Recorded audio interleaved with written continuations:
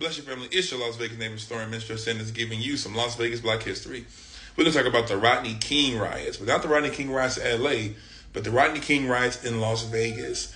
So as you guys know, in 1992, Rodney King was, severely beaten on camera by several LAP officers and sergeants.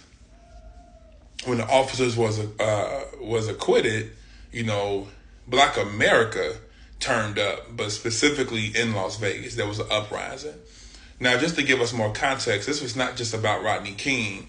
There have been several incidents, brutal incidents of Las Vegas Metro and North Las Vegas police, killing Black individuals, severely beating Black individuals, one being the killing of Charles Bush in 1990. So when this happened 2 years later, Black Las Vegas was just like, we done taking this, and there was an uprising. The sad part about it was so many Black-owned businesses within West Las Vegas were destroyed and never rebuilt. So that's generational wealth that was lost.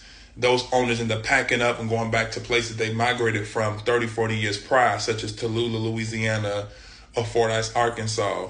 Black-owned businesses that were thriving in our community, such as the Nucleus Plaza, was burned down. So this was really a sad day in Las Vegas, specifically Black Las Vegas.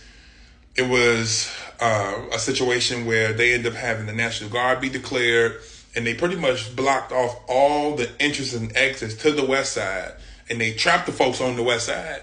And that was really dangerous in itself, but they was trying to prevent the rioters going downtown into the strip because they was making their way. There's pictures of them walking down that ramp going down Bonanza. And so they were definitely making their way to other sides of town.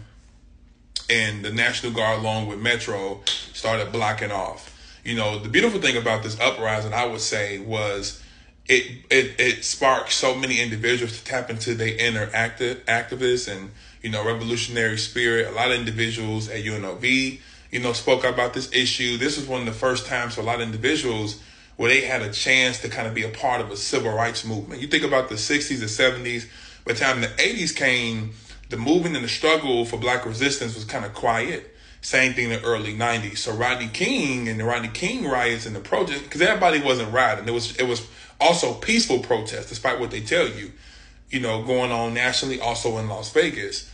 And that kind of got a lot of individuals to get their chance to be a part of community. Some of them individuals are still active in the community and in the fight for civil rights and Black liberation. So again, you had UNLV students hosting events. You had, high school students, doing walkouts. They ended up closing the schools as well because they was afraid of the riots, hurting the high school kids and so on and so forth. So again, this is can be considered a dark period in Black Las Vegas, but also, is a period where a lot of individuals got a chance to really stand for justice and be a part of a cause larger than themselves. And so, do your homework on the Rodney King riots for those who are not familiar, but also specifically understanding how Las Vegas responded.